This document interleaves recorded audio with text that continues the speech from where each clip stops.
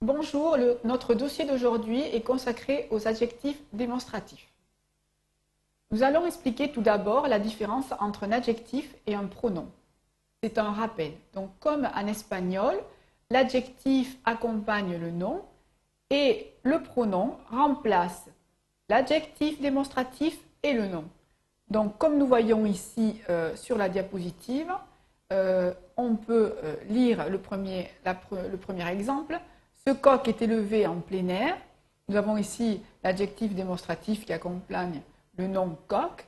Et puis, celui-là est élevé en plein air. Nous avons ici un pronom démonstratif qui est sujet du verbe qui suit. Donc, nous allons voir les différentes formes qui existent d'adjectifs démonstratifs en français.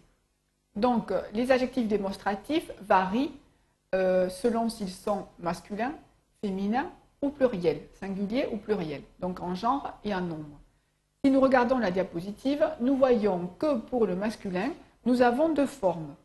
CE devant un nom qui commence par une consonne et 7 devant un nom masculin qui commence par une voyelle ou un H muet. Donc nous dirons ce coq, cet élevage.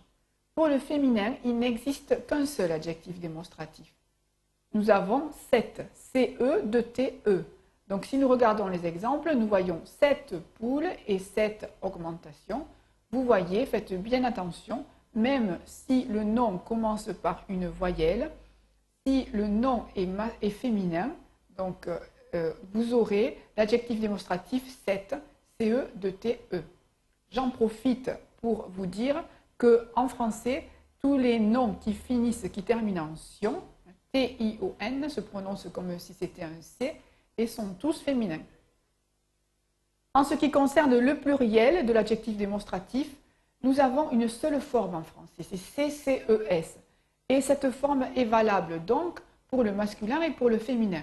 Par exemple, ces coqs, ces élevages, ces poules, ces augmentations. Il ne vous faut pas oublier de faire l'accord donc, et mettre le S au nom qui accompagne l'adjectif démonstratif. L'adjectif démonstratif peut désigner donc des personnes, des animaux, des objets, et des objets qui peuvent être près, proches ou lointains, plus éloignés. Donc, si l'objet est loin, on peut l'accompagner d'un adverbe de lieu, de l'adverbe de lieu là-bas. Si l'objet est plus près, on l'accompagne de si, que vous avez ici sur la diapositive, ou de là. Donc, ces adverbes de lieu sont placés derrière le nom à l'aide d'un tiret. On dit cette vache-là ou cette vache-ci. Vous voyez, sur cette image, nous avons 3 vaches. Donc, la vache qui est plus éloignée, on dira cette vache là-bas, qui en espagnol, on dirait allá, pour exprimer une distance lointaine. Puis ensuite, celle-ci qui est plus près, on dira cette vache-là. Et celle-ci qui est encore plus près, on dira cette vache-ci.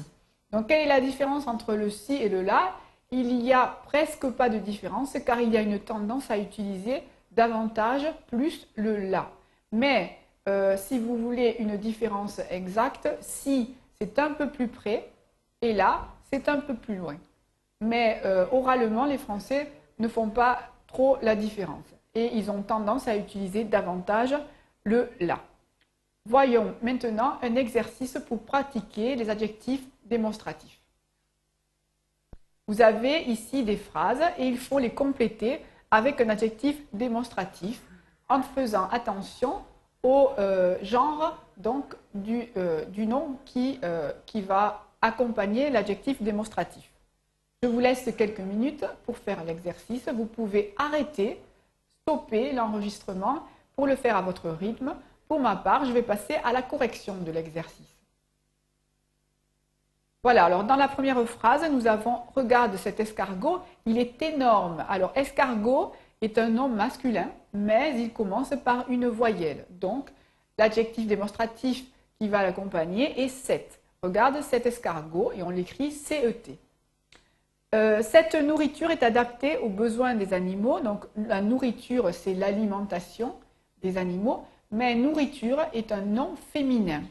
Donc nous allons avoir l'adjectif démonstratif féminin 7. Cette nourriture est adaptée et Le participe passé du verbe nous indique que le nom est féminin, donc il faut bien regarder les accords, les S, les participes passés pour ne pas faire de faute de grammaire. Donc adapter nous dit que c'est un féminin et nous donne une indication de plus pour mettre cette nourriture. Cette nourriture est adaptée aux besoins des animaux. Dans la troisième phrase, nous avons « Cette expérience peut être réalisée avec ces œufs non fécondés ». Donc, expérience est un nom féminin, comme nous l'indique le participe passé qui termine en « et e ». Bien que ce nom féminin commence par une voyelle, vous savez, nous l'avons vu tout à l'heure, l'adjectif démonstratif est toujours, il n'y a qu'une seule forme pour le féminin. Donc, c'est toujours cette. Cette expérience peut être réalisée. Les œufs sont pluriels, donc automatiquement, il n'existe qu'une forme du pluriel. Nous allons avoir CES, ces œufs non fécondés. Je vous rappelle la prononciation de l'œuf. œuf au singulier, quand il est écrit au singulier, on prononce le F, un œuf, mais au pluriel, comme ici, on ne prononce plus le F, ça fait ces œufs non fécondés.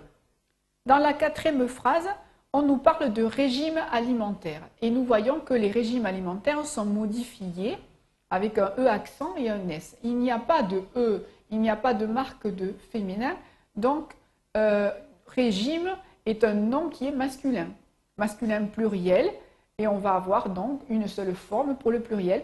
Ces régimes alimentaires sont modifiés en fonction des phases de croissance de l'animal. Au singulier, on aurait donc ce régime CE avec un adjectif démonstratif masculin. Dans la cinquième phrase, nous avons « À partir de cet exemple, nous comprendrons mieux. » Exemple, c'est un nom masculin. Il commence par une voyelle, donc nous avons l'adjectif démonstratif cet exemple. Et nous faisons la liaison en lisant. Dans la sixième phrase, nous avons le nom hypothèse. Les hypothèses doivent être prouvées. Nous voyons, grâce au participe passé, qu'hypothèse est un nom féminin pluriel. Donc, nous allons utiliser C, puisque c'est l'adjectif utilisé pour le féminin et pour le pluriel, et pour le masculin au pluriel. Donc, dans la septième phrase, nous avons « À ce rythme, cette fleur disparaîtra ». Ce rythme est un nom masculin. Il commence par une consonne. Donc, l'adjectif démonstratif masculin est CE, ce rythme. Et ensuite, fleur est féminin, non féminin. Donc, on a l'adjectif cette, CE de TE, cette fleur disparaîtra. Dans la dernière phrase, graine, qui est un nom féminin, est ici au pluriel. Donc, nous allons utiliser CES. Ces graines peuvent vivre au ralenti plusieurs années. Voilà, notre exercice est terminé. Je vous remercie de votre attention.